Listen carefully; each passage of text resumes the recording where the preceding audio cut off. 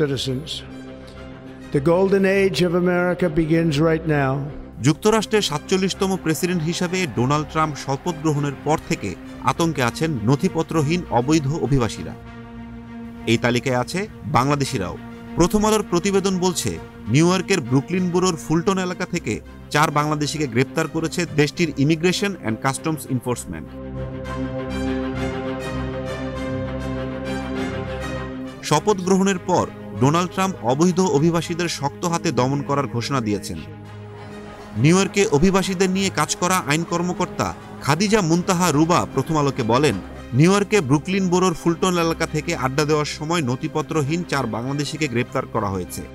যুক্তরাষ্ট্রে বসবাসরত বাংলাদেশি বংশোদ্ভূত অ্যাটর্নি রাজু মহাজন প্রথম আলোকে বলেন, ট্রাম্পের বেশ কয়েকটি নির্বাহী আদেশে বাংলাদেশিরাও ক্ষতিগ্রস্ত হতে পারেন। সেই সাথে যারা ব্রাজিল, আর্জেন্টিনা সহ দক্ষিণ আমেরিকার পথ ধরে মেক্সিকো সীমান্ত দিয়ে যুক্তরাষ্ট্রে অবৈধভাবে ঢুকতেন, সেই সব পথ পুরোপুরি বন্ধ হয়ে যাবে। ইতোমধ্যে মেক্সিকো সীমান্তে জরুরি অবস্থা জারি করা হয়েছে।